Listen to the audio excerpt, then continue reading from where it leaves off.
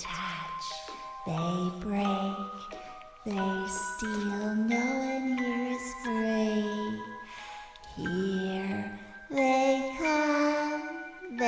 come for thee, unless you listen to Dave and Stacie. Welcome back, everyone. This is Dave from Corn Productions, my co-host Stacie, here to talk about From Season 3, Episode 5, titled The Light of Day. The episode's description reads as follows.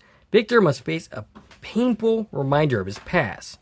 Julie looks for ways to cope with her trauma. Boyd struggles to keep the town safe as the residents begin to question his judgment, and Tabitha tries to adjust to her new surroundings. The episode was written by Bridget Hales and John Griffin, and directed by Alexandre LaRoche. This is his third directorial stint on the series. His fourth is the very next. Right, I'm sorry. I would assume. Yeah, it's Alexandria, actually. This is her fourth entry on the series, this is her third, and her fourth is the very next episode. Okay. All right, so before any further, I'll tell you a couple things. One, this is not a sport-free podcast, so if you haven't watched the episode, I highly recommend going check it out, and then come back and give us a listen.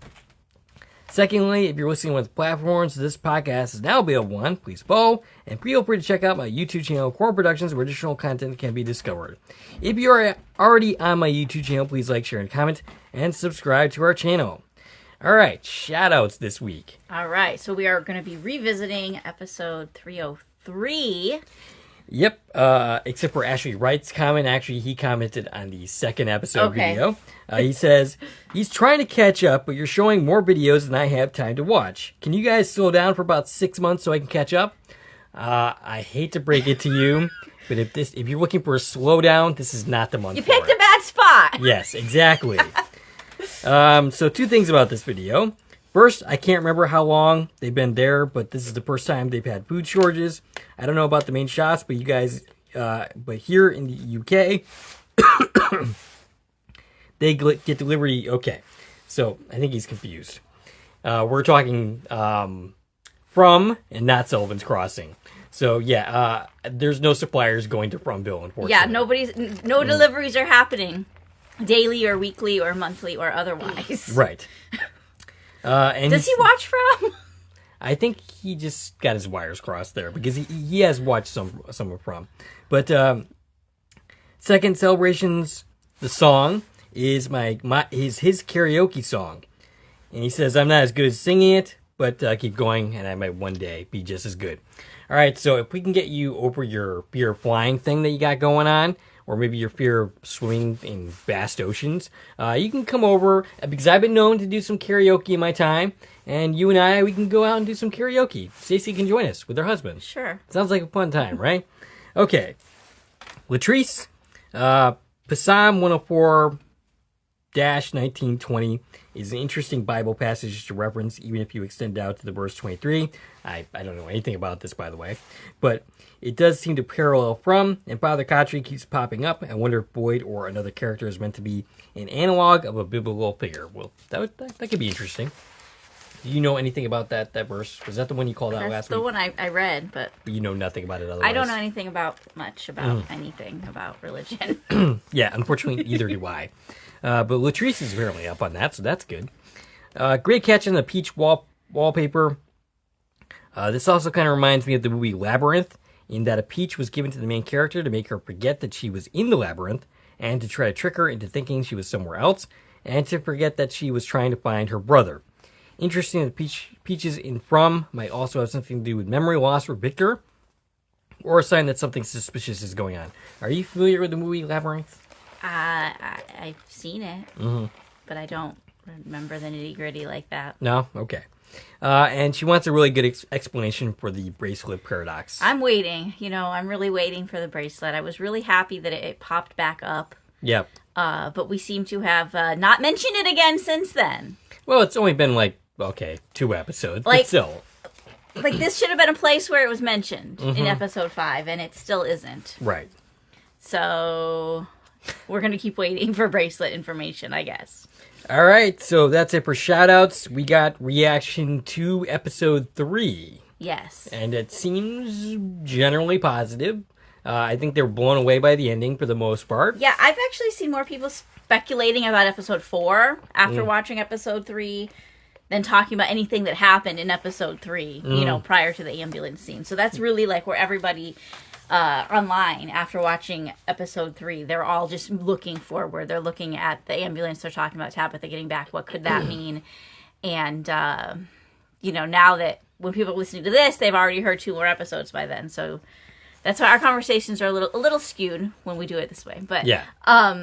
It's weird that nobody's talking about Christy and her leg and what the heck's going on at the cabins and those creepy visions. I mean, a little bit people are, but the majority is not mentioning that at all right now.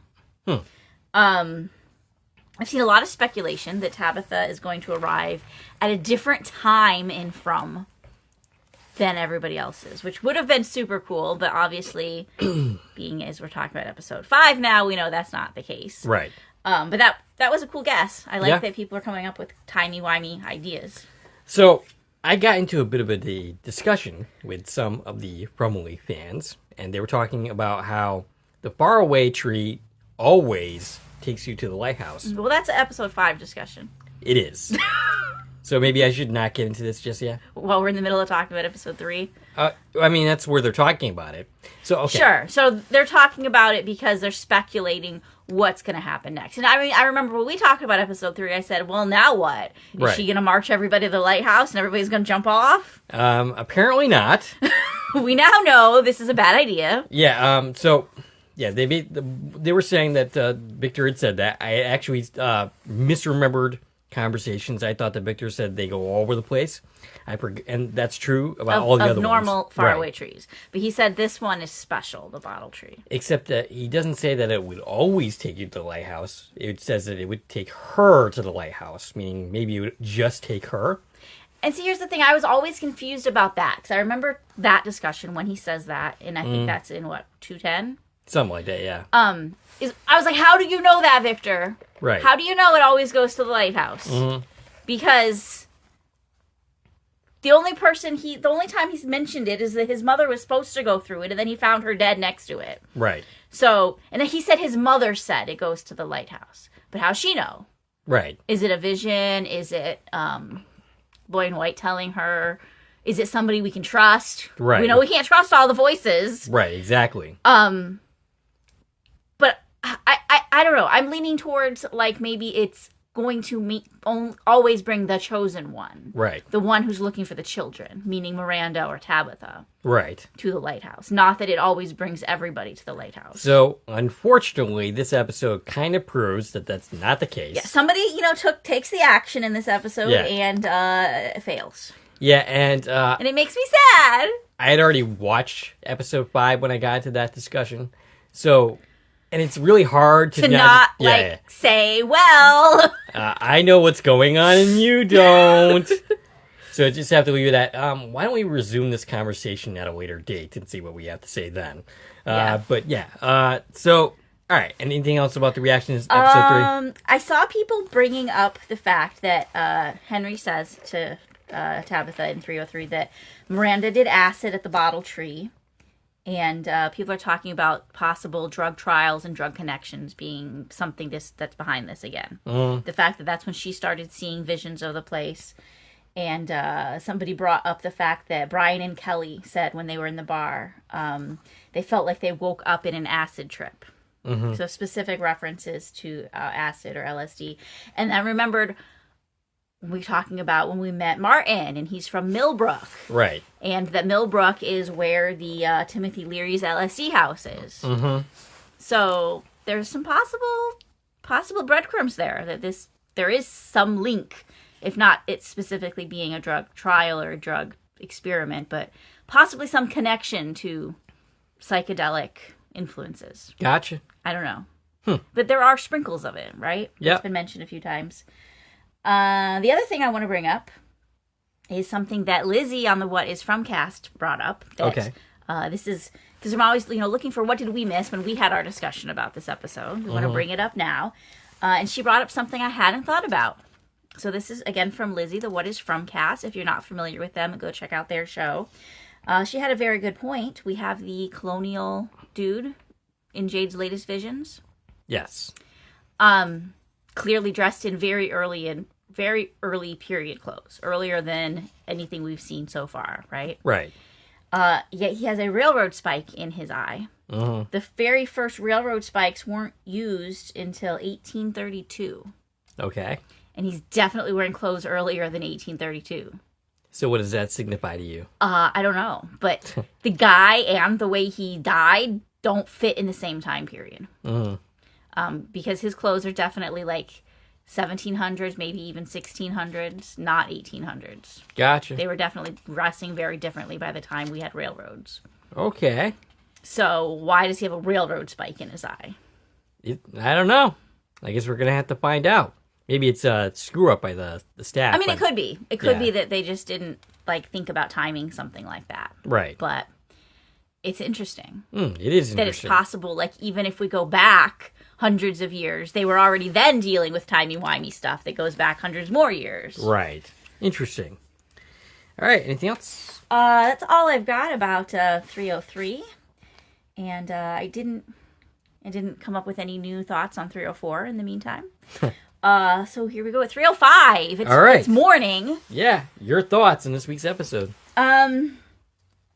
It's the one, we started some of this already this season where we've been saying people are finally talking, right? Yeah. This episode is all about that continuing and people talking and people getting mad about not talking. And we finally have a town meeting. Yes. That everybody's been asking for. And we finally, so many little things, these little conversations that people, the audience are like, why isn't this being talked about? And why isn't that being talked about? And again, we started some of this, last week we had Jade opening up and talking to the people in the cabins. But now we've got a wider, we need to talk about things. We need to come up with answers. And I don't know if I'm satisfied with how they did any of it. Tabitha's telling her story, And they're left with the idea that she was just going to the park to have a day at the park. Well, did you skip the part of the story that there was a bottle tree at the park? I mean, it sounded like they were really letting her talk that much. They weren't, but I just feel like it didn't go well. No, it definitely did not. And it's kind of funny though because, I think I should save that thought for later, but it's like the Facebook groups coming to life and gaining sentience. Exactly. Yeah. It does. It has that very meta feeling to it. The way that nobody's listening. People are talking, but they're not communicating still, even though they're talking. And it's not helping them get anywhere because nobody's really listening to what anybody else has to say. And they all want answers, but they're not doing what they need to do to get the answers. They're just being crass about it. There's no coherence to anybody's thoughts about what to do in that meeting. There's no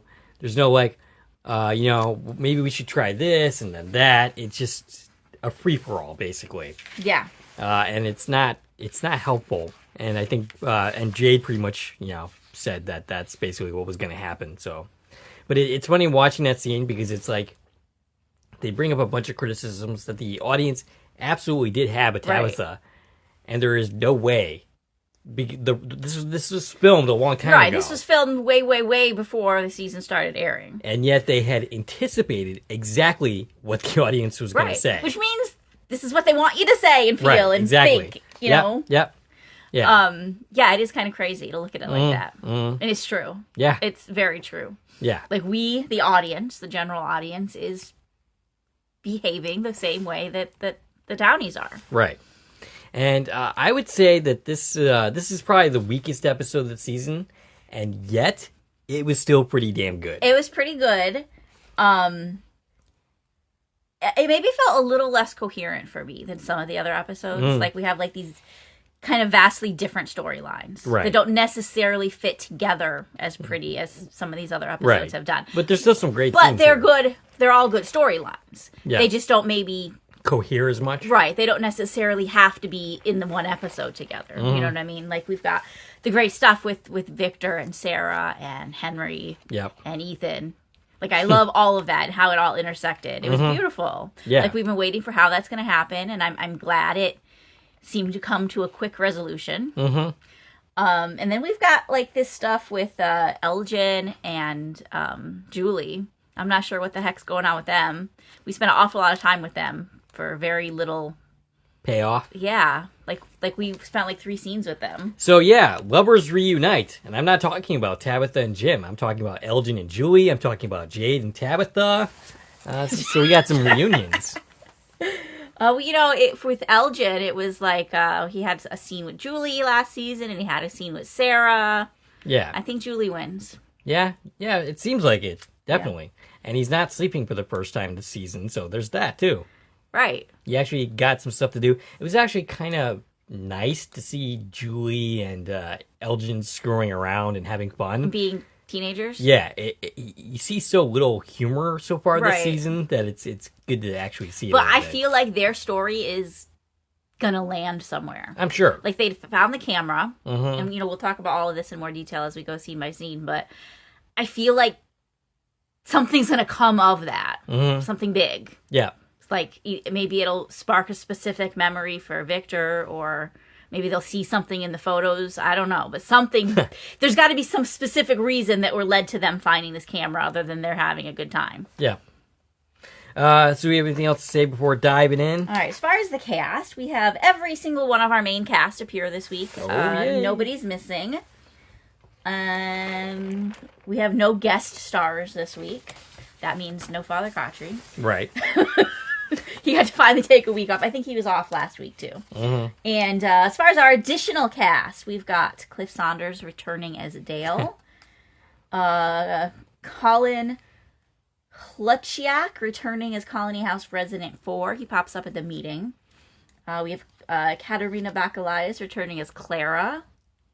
Clara's been in every episode this season, I think. She's had quite a bit to do this season. Yeah, I've been watching her right from the beginning, like beginning of season 2 when we learned her name. That's always, I said, that's a thing. Right. I'm suspicious of her. I was suspicious. I was worried about her. Now I'm really suspicious of her. Interesting. Yeah, like she's just always there. Kind of like Tilly. Yeah, but she's not a main character. Right. So yeah. I feel like I'm watching her more because Gotcha. she's not on our main character radar. Gotcha. Then we have 2 new Colony House residents this week. We have Colony House resident number 7 and Colony House resident number 8.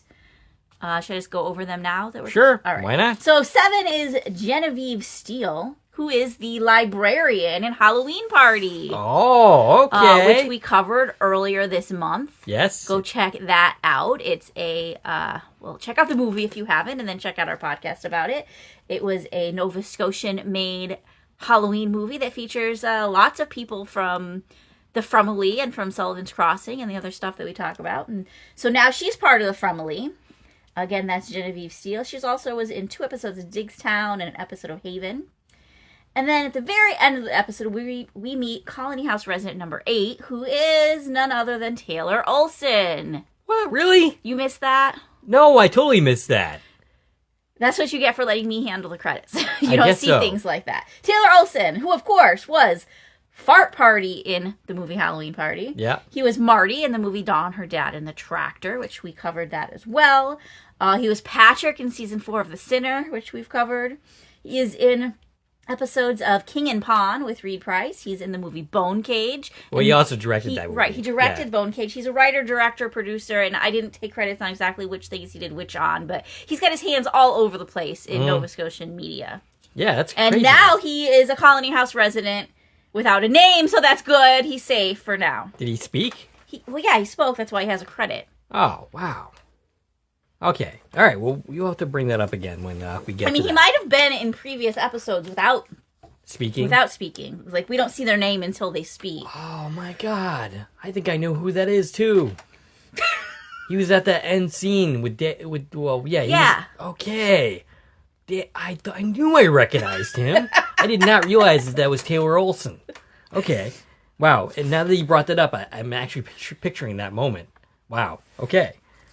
And I'm guessing he's going to have that character is going to have a bigger part than one line at one random scene because it's Taylor Olson. Right. Yeah. Yeah. Like, he's busy. He does stuff. Right. So he's got to pop up again and do more, I'm assuming. Right. Yeah. Okay. All right, is that all before diving in? Let's go into our scene by scene and talk about in detail everything that happened in this episode. All right, so Randall is brought into the county house. He's in pretty bad shape. He's really bleeding on his face. Donna asks Muriel what she needs, and she ends up saying she needs some more towels, some bandages. I feel like Mariel's really being tested here. Yeah. Another patient 5 minutes after the one that died. Right, she's had a lot to do this season medically. You know, she's not a doctor. No. This is reminding her how little she knows how to do. Right. Because, like, people are just dying around her. Right, yeah.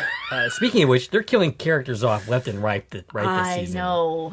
But Boyd ends up helping him hold him down through his pain. He angrily tells Boyd that he left him, and we get this like shot of looking at Randall from Boyd's perspective that is simply terrifying.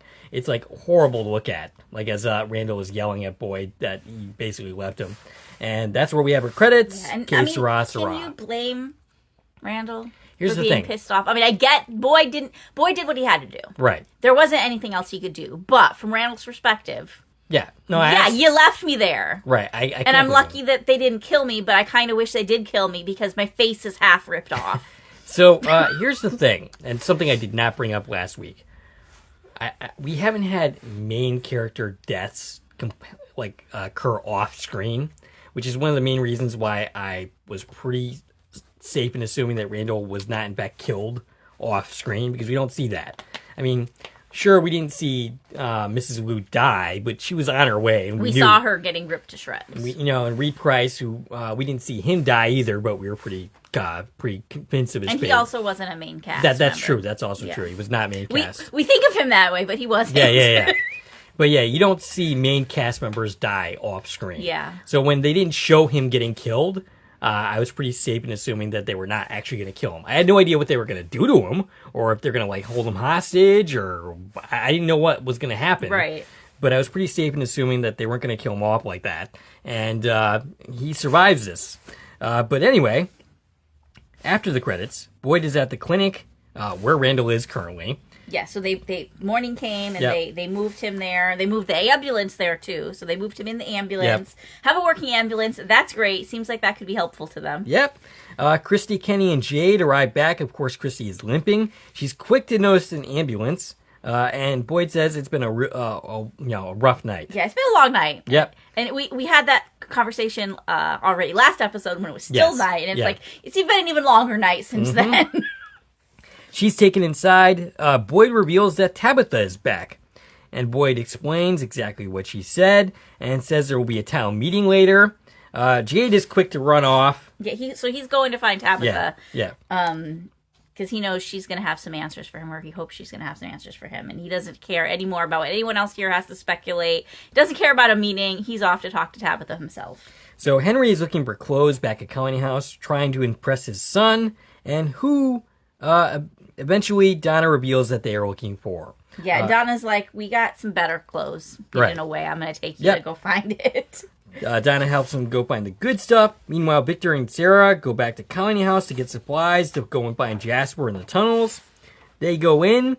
Tilly is scrubbing the floor. Looks like she's cleaning up the blood. Tilly and some of the other residents are cleaning blood because, someone died here and then someone else bled out. And yeah, there's blood. There's a lot of blood. Yeah. Tilly tells them that last night was a bad night. Sarah goes outside because she knows she's not exactly welcome there. Yeah, so everyone's staring at Victor. They're staring at Victor because they know his dad's here. Right. But Sarah thinks they're staring at her. Right. Because they don't want her here. Mm-hmm. So she leaves and she's like, I'm going to wait outside. But I'm pretty sure, nobody gave a crap that she was there. Mm-hmm. They were staring at Victor. Right. Because they're like, oh my God, he's about to meet his dad. So Donna finds Victor's and tells him that Nikki died. Randall was torn up pretty bad. This pretty much confirms that he's alive. She takes him aside to tell him that Tabitha came back, and he seems really happy about that. Yeah, of course he is. Right, yeah. He blamed himself for bringing her there in the first place. Yeah. And then he's told about his dad. This he does not react well to. He does not take it well at all. He says it's not possible. Right. And this causes him to run out of the house. Sarah follows him, wondering what's going on. He won't answer her, but eventually he turns around and tells her. He tells her to go home, that they will get Jasper later. Yeah. And at this point, I was worried. Like, I thought of this, like, at some point this season, I said, well, under what circumstances did Tabitha or Miranda and the kids leave, right? Right. Was she trying to leave her husband, or was she just, like, going to the market? Because he was like, I went to work, and when I came back, they were missing. Right. So for a minute here, when he got so upset, I'm like, oh, don't tell me, like, his dad, like, was abusive or something. Right. Like, something that he's going to be like, my dad's bad. But we didn't go that way, and I'm happy we didn't. But it had me worried for a minute. Tabitha ends up telling Jim and the kids about her adventures, and in comes Jade acting like a maniac. Welcome back, Jade. This is the Jade we've been kind of missing for most of the season. Yeah, Crazy Jade is back because he's got Tabitha to feed off of again. Right. You know, what we didn't get, though, is we didn't get to see Tabitha reunite with her kids. No. I mean, we pick up with them after she's, like, done telling them the story. Right. And they're talking about it. But, like, when we left Julie and Ethan, they were sitting there wondering if Dad was going to be alive in the morning because he didn't come back. Right. It would have been great to see that scene where the parents come back together and the family's reunited and they realize they're all alive. Right, yeah. Like, I would have liked to have seen that moment. Yeah. We didn't need, like, a whole big scene about it, but it would have been nice to see just a moment of happiness and relief. Right, yeah. For this family. Absolutely. We don't get too many of those for sure. So he wants to go back to the lighthouse without the tree, but then just wants to be taken to the tree. All the while, Jim is basically trying to restrain him and hold him back. Jim, by the way, it says he went to the tree. That was the first place he looked for Tabitha in the beginning. Which, again, was something we were questioning. Right, so maybe that already happened. Right, yeah. During those 3 days. So we skipped 3 days, and 3 days in Fromville is a long time. Yeah. Like, a whole season happens in 3 days. Right. So the fact that they skipped 3 days between seasons doesn't seem like a big time jump, but in From it is. A lot happened in those 3 days. And one of those things that happened, apparently, is that Jim did say, hey, Victor, where did you bring my wife? And Victor brought him to the bottle tree. Right. But what didn't happen is Jim did not go through the bottle tree to get to the lighthouse. And from how this episode ends, it's good that it didn't. Instead is when, you know, he eventually ended up going with Kenny and doing, like, they're trying to hike to find the lighthouse. Right. But, I don't know, I feel like it doesn't make sense for Jim's character that he didn't go through the tree. If he's looking for his wife and she's been missing, and Victor says she went through that hole in the tree, I feel like he would have went through the hole in the tree. I'm not sure that Jim would even believe Victor, given his attitude towards Victor. But if Victor says this is the last place I saw your wife was walking into that tree, I feel like he would have went. Gotcha. Yeah, I don't know. Like, because remember, he was so desperate to go looking for her. I feel like he would have went without questioning what was going to happen. Right. He ends up swearing multiple times in front of Ethan, his virgin ears. So, yeah, Jade's asking about the bottles, and Jim's like, they're just bottles with slips of paper. There's nothing on them. It's just numbers.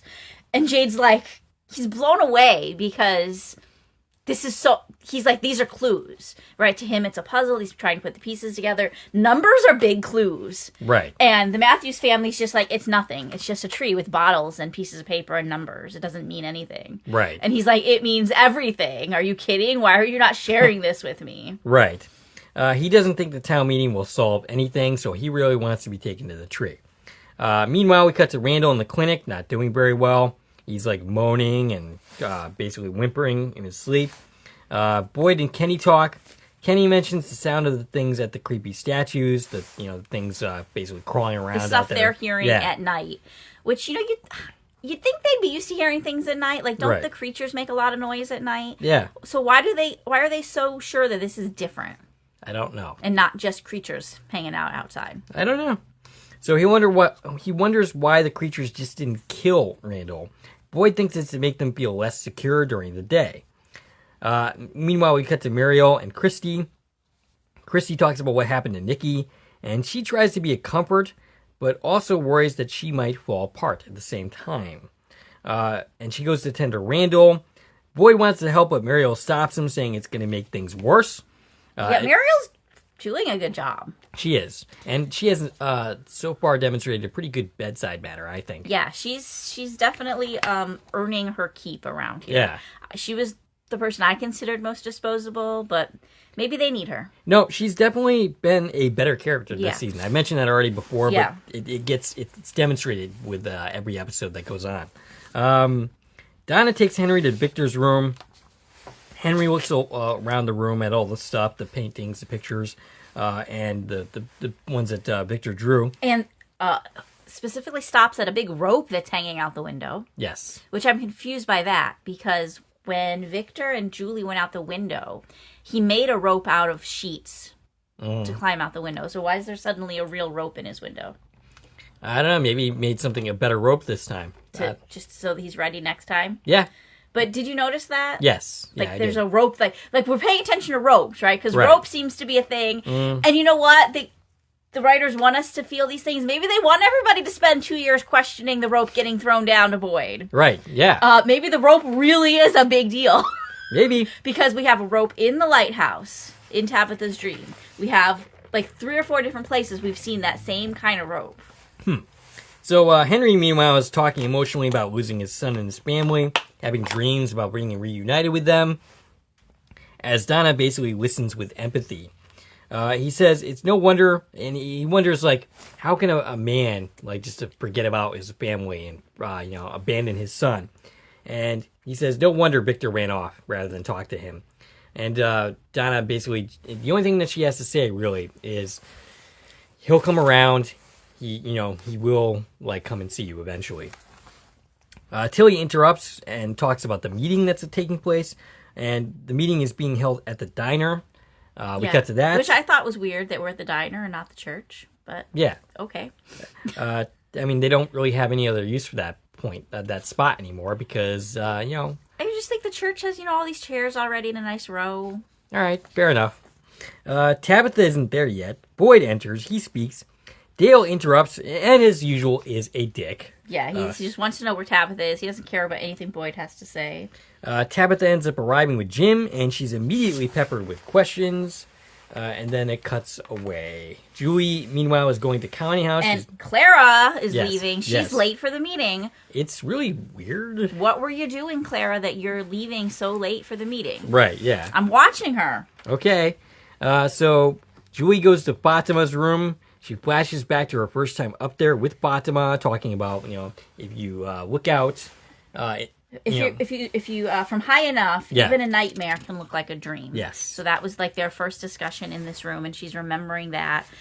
We know she is being tormented still by the things that happened to her in season 2.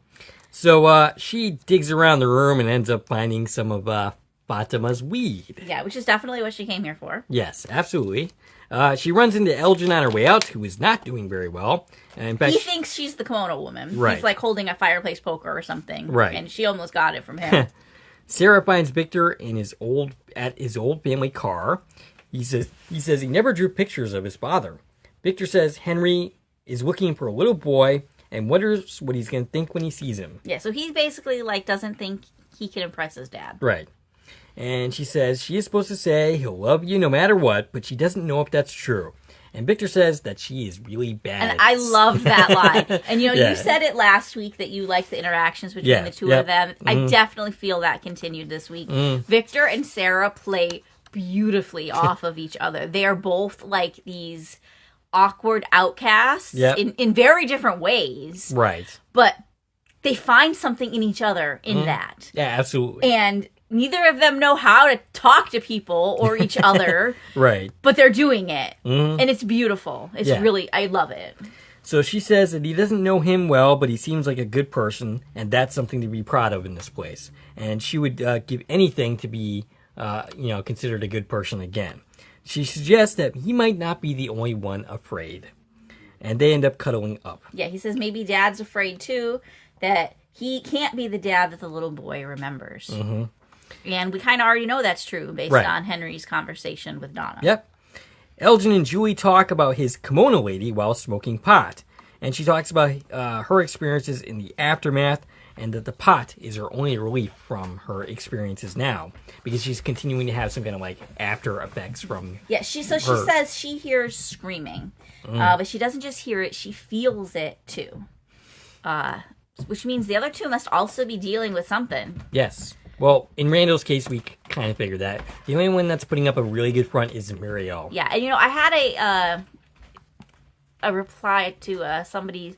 Obviously, they weren't quite where we were at with Muriel, but they were questioning how they're all dealing with this. And I had an idea. I think that the cicadas and the whatever the heck was going on with these three, I think it actually might have helped her because she was going through withdrawal at the time. Okay. And I think because of that, it actually was a more positive experience for her. Interesting. Not like it's a good thing, but it wasn't as negative for her because she was already in such a bad place in that moment. Gotcha. That by the time she woke up from this, she was able to just recover. Interesting. Well, we'll certainly see as we go along if that's or the case. Maybe she's just hiding it really bad. Maybe she's been already 100% taken over by some crazy entity. Who knows? Right. Yeah, you don't know. But right now, she seems the most put together of these two. Three. That's what I meant to say.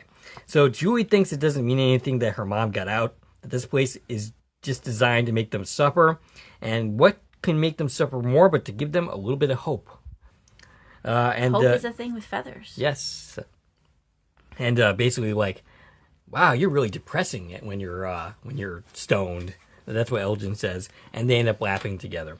Tabitha, meanwhile, is telling her story. Claire is a very late arrival. Now, note, she doesn't hear anything that Tabitha has to say. Right. She does not hear Tabitha's story at all. Yeah. Okay. So the meeting quickly devolves into this shouting match over Fatima's giving her a really hard time about not contacting the authorities. Fatima and Ellis are giving her the most crap, and Dale, of course, but that's not really that surprising. Right. Boyd tries to calm things down, but he's really not getting any backing from anyone. And it's interesting here that Donna really doesn't say very much. She just pointedly say, hey, you don't know for a fact how the authorities would have reacted. Right. But that's all she says in this meeting. Yeah, and Henry backs Tabitha up, and Acosta chimes in, but nobody wants to hear from them. Right, no. Because they're new. Right. And as far as Acosta goes, it was Colony House resident 7, that was that Genevieve Steele. She says, what's Acosta even doing here? She killed someone last night. Right. Why is she at our town meeting? She should be in the box. Well, okay. So that's actually an interesting question. She did kill somebody. Yeah, but she didn't even know where they were yet. Yeah, so she was at the state where they usually tie you up so that you can't do anything. Right. So you can't really hold her accountable for what she did. But yeah, Boyd is like, oh, it was just an accident. Basically Henry speaking up doesn't help.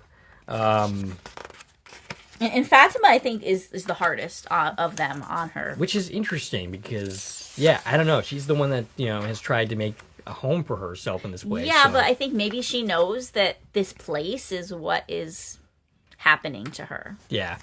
Whatever's going on with her. Because she knows things that nobody knows. Nobody caught her what she was doing with Nikki last night. Right. How far did that go? I don't want to know. I'm glad we didn't get to see more. Right. Okay.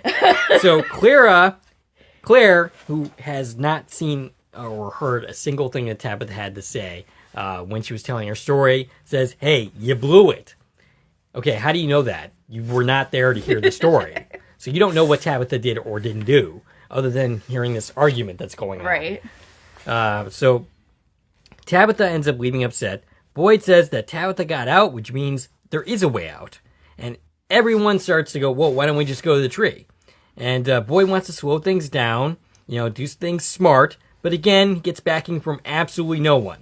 Not Fatima, not Ellis, no one. Except for Kenny. Kenny does try to step up and say, hey. Kenny says, it wasn't actually the tree, it was the lighthouse. Yeah, but this doesn't help. Yeah, and they're like, well, fine, let's go to the lighthouse right. then.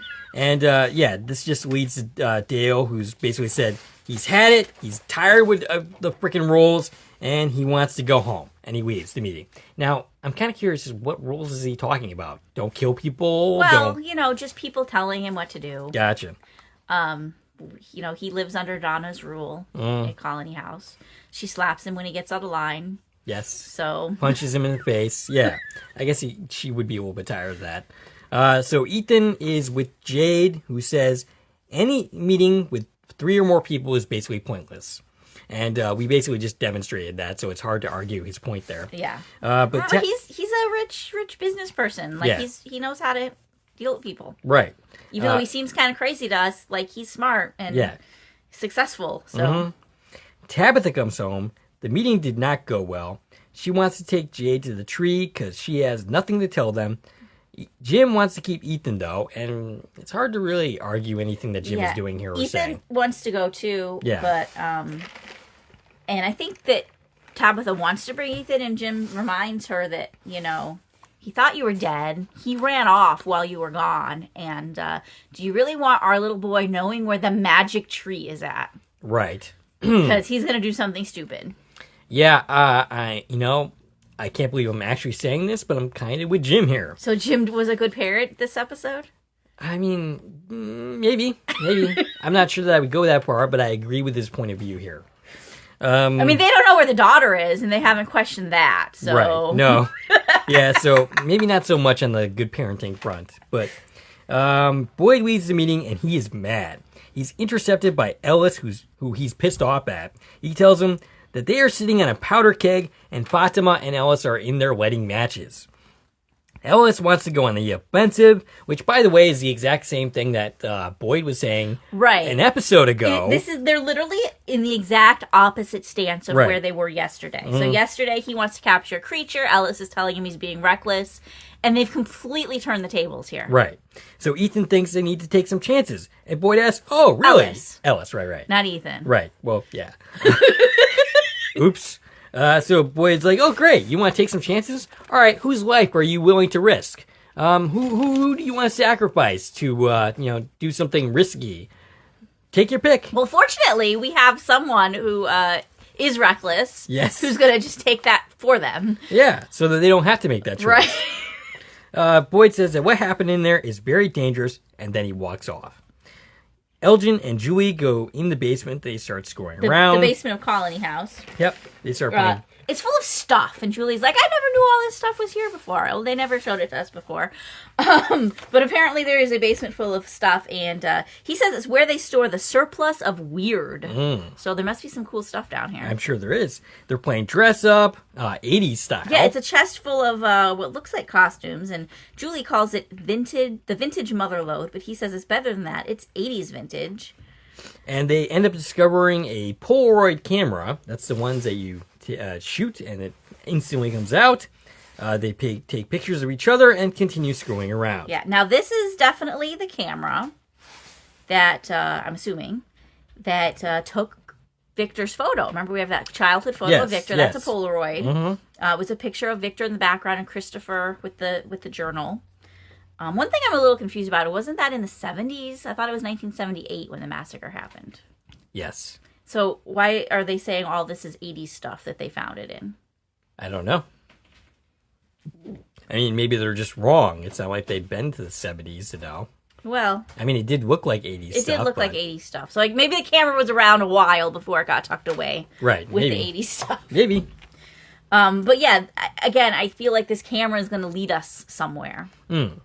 Yeah. Because otherwise, why are we spending all this time playing dress up in the basement? Because it's fun. It is fun. And Julie looked really cute with that side pony. She did. I definitely dug her new look. I think she should keep that way. And I feel like she could totally play in an 80s movie. That would be great. We should suggest that for her. Her mom is in the Facebook group, so I think she even is an admin in one of them. She is, yes. So we just message her and suggest that she should be in an 80s movie. Well, I don't think that's going to help anybody by us just suggesting that. Yeah, you never know. Do you got a role for her? Do you know a casting agent somewhere that I don't know about? I can give her a role. It won't be for money, but anyway.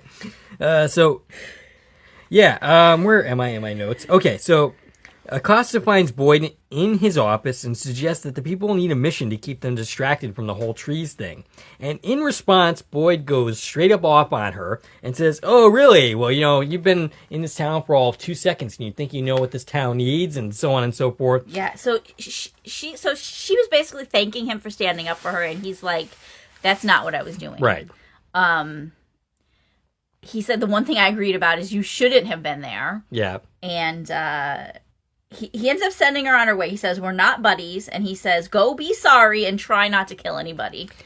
I'm questioning why Boyd is so hard on her. He doesn't think that she could be useful in some way to him. I don't think he's thought that hard about it. I think he's in a bad spot right now, right? He feels like everybody is off the rails. Even his own son has been completely like against him.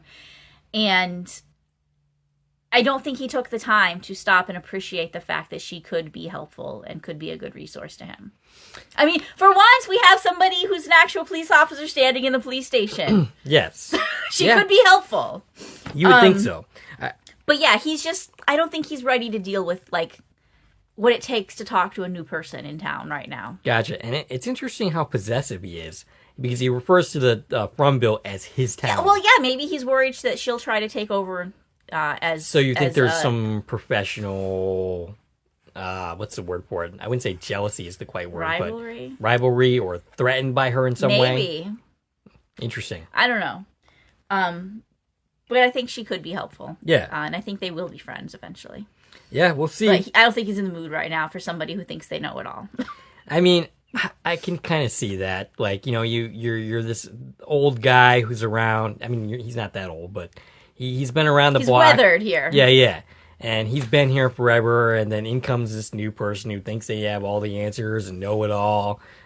I've certainly experienced that in my time. Sure. I can imagine. Yeah. Like, so I can kind of relate to that on that front. So maybe it's kind of like one of those situations as well as to why he's reacting so severely to her. Other than, you know, the other stuff that you just mentioned. And, you know, I feel like the second she walked away, he was, like, swearing to himself. I think You think he realized he fucked up? He realized, like, why was I just being like that? Right. Like, that wasn't helpful. Right. Yeah. All right. So Fatima goes to sneak some more rotten food. She's in the greenhouse. She gets caught by Ellis this time. Now, I'm really happy that she's eating the rotten vegetables in this scene and not, you know, visiting with Nikki. Right. Who Going I'm to sure her they grave. haven't buried yet. No. So, you know, after some arguing, she reveals that there's definitely something wrong with her.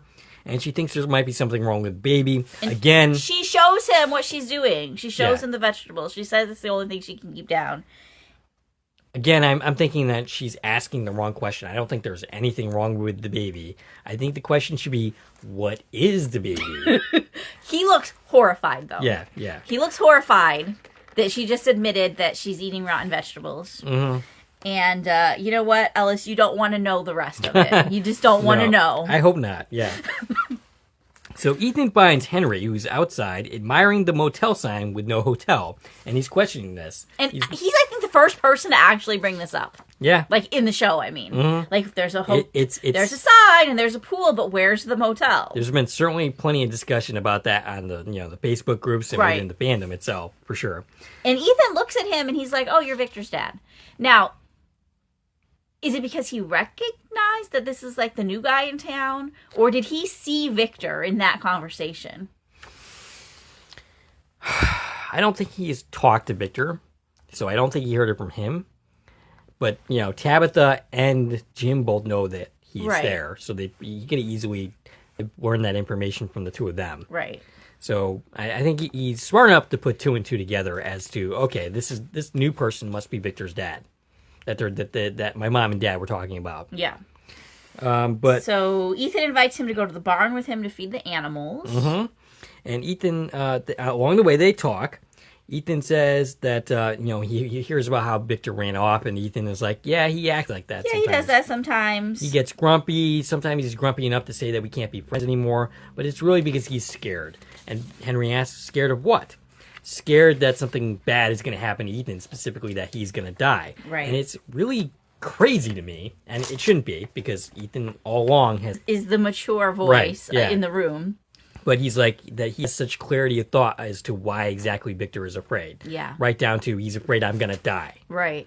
And I liked this scene. Oh, yeah. I could so much more so now that we see Henry here interacting with all of these characters than, just seeing him with Tabitha. I feel like I can see that Victor and Henry are related. It feels right. It feels like good casting. Mm-hmm. The way he walks and talks and just some of the things that come out of his mouth. I was like, wow, yeah, that tracks. Right. And I don't think I felt it until this episode. Mm. But you know what bothered me about this scene in particular is I feel like Henry should have reacted to the fact that Ethan is wearing Victor's coat. Huh. Yeah. Remember, that's Victor's childhood coat that he Right. gave Ethan. Yeah. Why didn't Henry, why didn't that affect him that he's wearing his son's coat? I'm not sure. Maybe it did and we just didn't see it. But I was waiting for that to happen, and that didn't happen. And I thought that was weird. All right. So Sarah, meanwhile, and Victor are on their way back to Colony House. I think he's convinced at this point to go and see his father. Yeah, she's talked him into it. She offers to come with him for this. Again, being very supportive of him.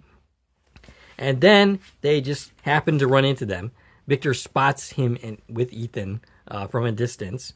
And as, we see Ethan see Victor and then say, hey, there he is. Right. And then they just kind of stare at each other And then from a distance. they slowly walk towards each other. Yep. And I thought it was super awkward and cool at the same time that the two people with them is Sarah and Ethan. I didn't even consider that. She tried to kill him a week ago. Right. Yeah, I didn't even think about that. But, yeah, so they're feeling each other out. They're looking at each other. They're hesitant, making the first move kind of deal. Victor starts crying. They embrace. Victor cries that he didn't know how to get home. Henry says that it's okay. As Sarah and supposedly Ethan are watching from a distance. We don't see Ethan. Yeah, they pan out, and I noticed that. We see Sarah, and Ethan's not in the shot. Right. Did he run away? Was he like, oh, there's Sarah, goodbye? Maybe, right? He's like, I gotta back up, get further away from this girl. Right, but from where the camera is, we should definitely see Ethan in the background, and we do not. But I did notice that. But, this is a beautifully acted, beautifully framed scene. Yeah. Great job all the way around. These are world-class actors that we got here. Robert Joy, he's had a pretty long, decent career. Scotty McCord. These two deserve more work, for sure. Yeah. And I really hope that once people see this episode, they stop saying that they look the same age. Yeah, because they definitely do not. They don't. Yeah. Maybe, I think the people who are saying this are young and really don't appreciate the difference between a 50-year-old and a 70-year-old. Yeah. Because, no. Mm-hmm. So, we cut to Bacter at the diner. She spots from the window Boyd around the bus. And we cut to Boyd, who's entering the bus, poking around at other people's things. Some of them, presumably Randall's. It's Randall's stuff. Right. And including the thing he's been whittling, it's like a skull-looking thing. And it looks an awful lot like the totems at the cabins that he hasn't seen. Interesting. Like, that's what it reminded me of, is that it looks like he's building one of those. I wonder if that's what he saw in his head. So Bacta enters, wondering what he's doing there. And he says he's trying to basically assuage his guilt. He doesn't really know what he's doing there. But Bacta apologizes for not being more supportive at the meeting. She definitely was not. She was right on. She was one of the people being very opposed to the whole thing. And poo-pooing, having a talk. Right. So she says he reminds her of her sister. And are we going to have people say, oh, that's his sister? I hope not. Let's not go there, people. Let's not be like that, okay? But someone who basically tries to make everything right, and she says she always ends up feeling wrong. Bacta says he's trying to keep them from doing something stupid, and she says the next time that she will have his back. Jabitha. I said Jabitha without not even meaning to. Hey, I recall saying I was all for it. Yeah, me too. Lovers reuniting, as I said. So Jade and Tabitha are at the tree, taking numbers off the tree. Tabitha thinks they mean nothing. Jade, of course, thinks otherwise. So I feel like this is a really important conversation. Yeah. She says they're just numbers, but he says every single one is 4 digits and suggests that they're years, which is what we, the fandom, have assumed. Right. For as long as we've been seeing these numbers from the tree and from the lighthouse. But the thing she says next is she doesn't think they're numbers because one of them says 2659. Yeah, that would suggest that would be the future if that were a year. So it's either not a year or it's 600 years in the future. So I don't know. Did we just completely debunk that these are years that we've been assuming the whole time? Are these something else? Right. Or are we dealing with 600 years in the future? Because that seems weird. Yeah. Maybe that's what the real world actually was. Is like the actual. Well, no, because then Victor's dad wouldn't be there. But yeah. But like it feels like the dates are. It feels like they have to be dates because we got the Civil War soldiers, 1864. Like Right. And then we've got this colonial dude now from whichever year he's from. I'm so confused that we're being told like, oh no, they're not years because this one says 2659. Right. I don't necessarily think that I'm taking Tabitha's word for it. No, but it was very deliberate. Yeah. That they're throwing us a number that doesn't fit with everything the fandom's been talking about for 2 years. Right. Yeah, that's interesting. And, I remember at some point there was questioning, are these hospital room numbers? Like hers was 2225. Like, do these all correlate with the hospital? Right. Or maybe they have something to do with the portal in the tree. Right. Are these like coordinates to different places or times or something to do with the actual like faraway tree? And if this was a video game, I came to the conclusion if this was a video game, which that's one of the theories, these would definitely be like passwords that you need to collect to like unlock different doors or safes or something. Right. Like you find like numbers hidden in places. I don't know. But it's important. It feels important. Right. I don't know why, but it feels important. I don't know what it means. Yeah, neither do I. So Jade ends up revealing that he saw the freaky kids and tells her the story of the finale, realizing that the symbol is what they saw when they were laying on the slab. And he says that he feels like he's starting to see the threads, but he can't quite get there. Yeah, he doesn't know how they connect.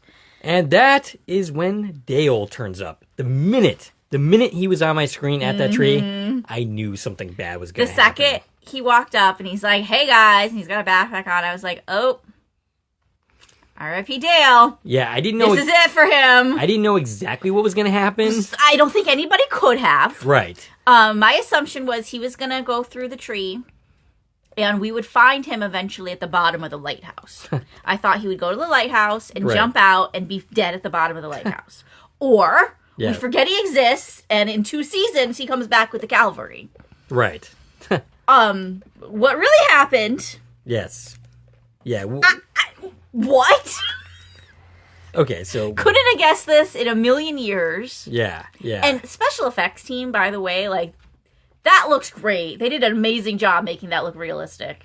All right, so let's get to that. Yeah, because then we'll talk more really about close, that. So he intends to go through the tree and lets off a series of smart aleck remarks saying that he's going to go to the real world and get some help like a smart person would. Kind of implying that Tabitha is not a smart person. He was the biggest speaker at the meeting that she screwed up. And he's like, I'm going to do it differently. And I really wish that he could have just had this redeeming thing and been able to save everybody. Yeah. Because, I love him. Not so much. He's terrible, but he's a great character. He is. So, and by the way, Cliff Sanders, does a great job performing him, or used to, but we'll get to that in a moment. So, they try to talk him out of going through the tree. Jade tries really hard. He says his name a number of times. But Dale says someone has to try. He says that he can thank them later for nothing, really. But he goes through. They react in horror. Boyd is getting off the bus with Bacta. People in town are reacting in horror. Yeah, we hear screaming, and they run over. Everybody's gathering at the pool. Right. Including Colony House Resident A, Taylor Olson. That I should have recognized within. Who his line was, "Oh, Jesus." Ah, yes. That was his line. Okay. So, grade A acting there. So, good job, Taylor Olson. Anyway. I really hope they give him something to do. Yeah. I mean, maybe he just wanted to appear in the series. Maybe. His friends have appeared on it. Right. But we want to see him do something. Yeah, absolutely. So, just don't give him a name. No, don't do that. So, he walks to the swimming pool. He reacts in horror. We still don't see what's going on. Right. But we know something bad is. We're about to see something bad, and it's going to be Dale. And then we see Dale is in the pool, in the foundation. In the pool. Yes, literally in the foundation. Part of the pool. Right. Whimpering in pain. Boyd doesn't know how to help. He walks up to him and he's like, oh shit. Like, and he tells Dale, I'm sorry this happened to you. He really doesn't know what to do. Yeah, and Colony House resident, that was Seven, the Yeah, woman from yeah. the diner, she asked Boyd if he can help him. Because Exactly. everybody's depending on Boyd to save the day. That's his job. Like, exactly what is he supposed to do here? He doesn't have a jackhammer. And even if he did, how would that help him? Yeah, I mean, he's part of the pool. So he makes a decision, and I was expecting Boyd to do this. He takes out his gun and points it at Dale, preparing to take him, put him out of his misery. Yeah. Because that's the only thing he can do. And you see Bacta and another Colony House resident wincing and looking away because they know what Boyd is about to Right. do. And then Boyd just dies. Well, not Boyd. Dale. Boyd is fine. Boyd is fine. Dale just bleeds out and dies. Yeah, Boyd does not have to follow through because the problem has been solved. This scene is absolutely horrifying.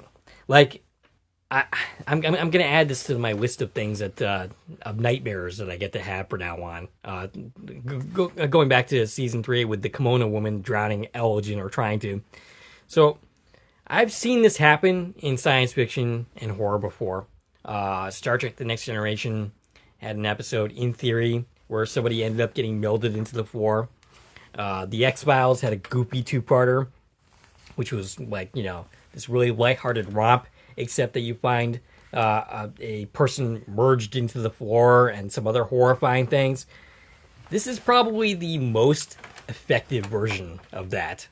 Like, they talk in Star Trek occasionally about, well, what happens if you accidentally get transported into a rock? And this is basically that. This is awful.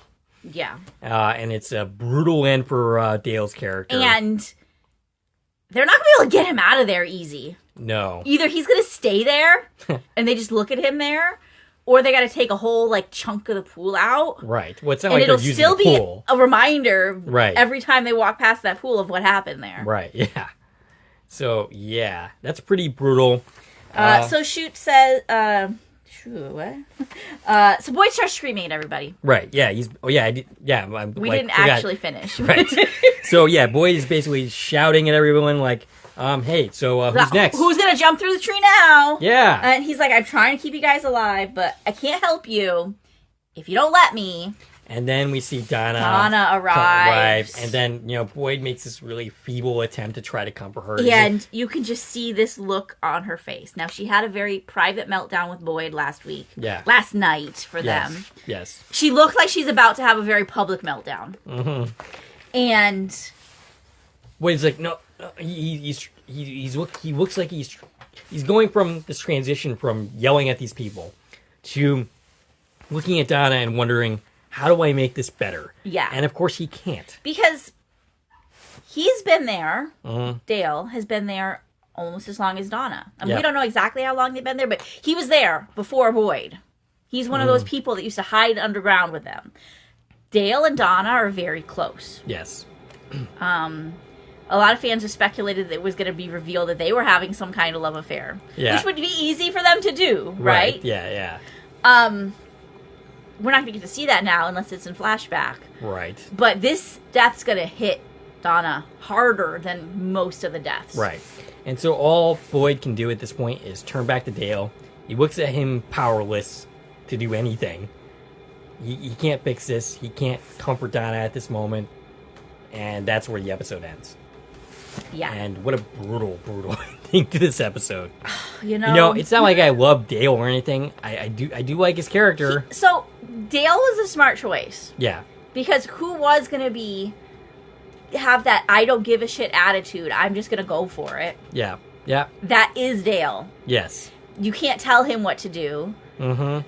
And we know him enough that we care about him dying. Right, yeah. He's not a main character. Like, we can't kill a main character every freaking week. Right. But he's not Colony House Resident 17. Right. If it was just some random extra we've never met before that did it, it wouldn't have had the same impact as a character we've known all 3 seasons. Right.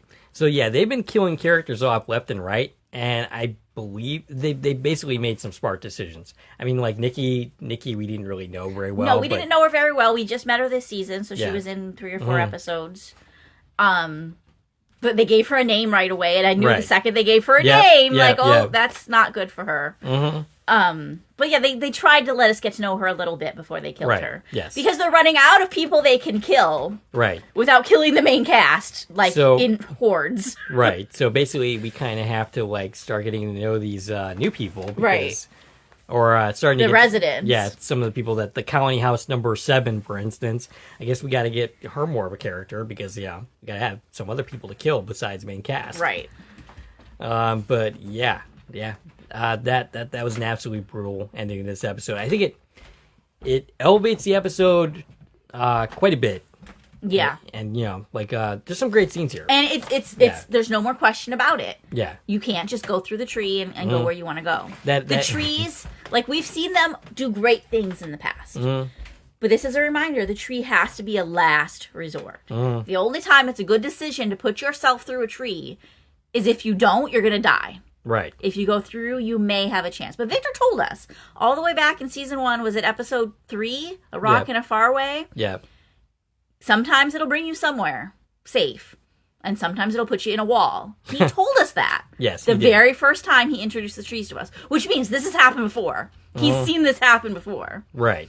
And that's how he explained the trees to Ethan. But then the only times we've actually seen them in use is, it saved Julie's life, and it saved, it put Boyd in a bad situation, but it saved his life because he wasn't outside in the middle of the night. Right. And, they're not just fun and games. They're dangerous. Right. Yes. So, yeah, if you have no other choice and there's a creature at your back, go through the tree. And But I'm guessing it's definitely not a guaranteed safety. right.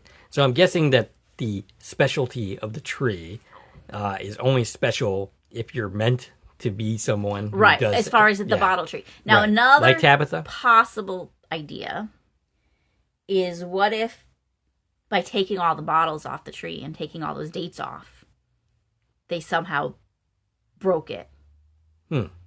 Like maybe it was going to the lighthouse just because it had been like calibrated to do so. Gotcha. With these bottles. Okay. Like maybe these bottles somehow stabilized it. And now it's unstable again like any other faraway tree because they took the bottles down. That's an interesting idea. Okay. So it used to work the way Victor said in Right. the finale, but now it doesn't. Right, because Jade and Tabitha ripped down like 20 bottles Okay. and took all those numbers off of it. Gotcha. Interesting. I don't know. Yeah, I'm not And, sure. and we still don't know, like, the bottle tree, like, has the bottle tree always been here? Did Miranda build the bottle tree? She built the bottle tree, like, back home. Did she build the bottle tree back home because she saw the vision of the real bottle tree? Maybe. Or did she build the bottle tree here because she has a bottle tree at home? Maybe. Or was it just a coincidence that there's bottle trees everywhere? Yeah. Like, there's who still knows? so many questions that we don't understand about this tree and the significance of it. Right. And, yeah. Well, hopefully we get to learning some of that stuff. But nobody soon. knows how to get to the lighthouse right now if they wanted to, because the tree is not, it's out. I'm pretty sure that that And- was a pretty vivid nobody's gonna go jump through demonstration. trees. Yeah. And we've already seen people try to find it by foot, and they haven't. Right. So the idea of let's go to the lighthouse and see what's there is kind of off the table for now, at least. Yeah. You're not going to the lighthouse until something wants you to go to the lighthouse. So I think perhaps this was intentional, that the powers that be had put Dale in that position to demonstrate to these people, don't do this, because they are not the ones meant to use the tree. Right. I think that's a possibility, that Right. this is a very public demonstration. Hey, don't do this because you're not. It's not meant for you. Right. And maybe Tabitha or Jade, perhaps, are the ones that are actually supposed to be Yeah, using so that tree. Tabitha is, we're led to believe, chosen to save Mm-hmm. the children. Where the frick are the children, though? They're not at the lighthouse. Right. Unless they're in a different plane of existence at the lighthouse. Right. But then what about them being in the tunnels? Right. I'm not totally sure. Maybe it's those red slabs that we saw. There? Yeah. Maybe that's where they're actually buried. I don't know. But yeah, it definitely seems like Jade is meant to assist her in some way. Because he has seen the children now. Yeah. But also he's mirroring Christopher, and everything we know is things went bad with Christopher. Yeah, he went crazy. Now, we didn't get to getting Jasper yet, but clearly that's where we're headed, is Victor wants to get Jasper, and Jasper's going to tell us what happened with Christopher, and I don't know if I want to know where that storyline's going. Yeah, I kind of forgot about that plot line this episode. I mean, they brought it up, but... He was trying to get Jasper this episode, but got derailed because his father's there. Yeah. So I'm assuming next episode he's going to go to the tunnels to get Jasper. I guess that's where it's going. And then he's going to interrogate a puppet. Yeah. Or maybe it's more figurative that it's going to tell him because by seeing it, he'll be able to remember. Okay, so it'll trigger some memories. Yeah. And not actually be an interrogation of I hope that's how it goes. Ventriloquist dummy. Okay. Although we did clearly see it talking in his flashback, so I don't know. Right. Yeah. All right. Well, do we have any other thoughts about this episode? I have nothing. I have no idea where we're going next. Right. It's going to be interesting, for sure. It feels like we're back at, square one. They don't have a next step other than, what's Jasper got to tell us. Right. Yeah. Okay, so find Jasper and interrogate the puppet. Got it. But what other leads do we have right now? Well, there's clearly something going on with Fatima. Well, I don't think that's anything helpful. No, it doesn't. There's nothing but negative things happening there, I'm sure. There's Kimono Lady. Yeah, and she's looking for help too, so... Yeah. Yeah. That's clearly going to be a factor in this. And then we've got the cabins, and something is up there. Right. I think it's bad news that we broke the totem to take that rod. And that's gonna be something bad, I'm sure. Yep. I don't know what exactly, but it's gonna be bad. And they're gonna keep going there, because that's where the food is. Yes. So the only thing I feel confident of is more people are gonna die. Yeah, I'm kind of curious who. Like, how many people are they going to bump off now? Well, we're halfway through the season. We have 5 episodes left. Yep. Now, based on season 1 and 2, I mentioned this last week. In season 1, the big powerhouse episode was number 7. Yes. In season 2, the big powerhouse episode was episode 6. Yep. So is there going to be something big waiting for us in this back half of the season? I mean, you would imagine there so. has to be, Yeah. right? Or maybe just build up till the finale. To the finale? Yeah. Because we had so much big stuff happen already. Yeah. I don't know. Like, they didn't say this year. Like, so season 2, leading into season 2, they were like, wow, 206, that's the one to look for. Right. Pas de deux. I probably said that wrong. What was the phrase? Pas de deux? That's Oh, the title of the episode that yes, I probably yes, said yes. wrong. Yeah. Because it's like French. Right. Yeah. And I didn't like that I felt like it was an amazing episode. Yeah. But because they spent the whole season hyping overhyped up it, to yeah, it, yeah. I expected it to be amazing, and it fell flat for me. Like, flat of the expectation. Right. It was a great episode. Yeah. But it would have been so much better if we weren't told that's the one we're waiting for. Right. So, is something big going to happen that we don't know when to expect it? Right. I mean, again, big stuff's been happening straight away. Yep. But no one episode so far has been, like, the game changer. Episode 4 came the closest to it. Episode 1 was that ending was pretty killer. Yeah, I think they're just giving us some big punches all season. Yeah. But I still feel like something crazy is going to hit us by surprise. Yeah, absolutely. I mean, it's been a great season so far. It's been an amazing season. The first half has been great. I cannot wait to dig into the second half. Yeah. And it'll be here before we know it. And then it'll be over, and then we'll be waiting another year. Yep, and then we'll be sad again. All right, Stacie can be reached at. I can reach on Twitter, X, Instagram, and Threads at TVN Coupon Talk. If you like this video and want to support the channel, there are a number of ways to do so. You can follow me on Twitter at Core Productions. You can join one of my Core Productions Facebook pages. You can buy something from the Core Productions store on Zazzle. You can buy me a copy. You can join the Core Productions membership for 99 cents a month. And of course, you can like, share, and comment on this video, as well as subscribing to the channel, and hitting the bell so that you're notified when new content drops, and there's going to be quite a bit of it this month. This is Dave and Stacie from Core Productions, signing off.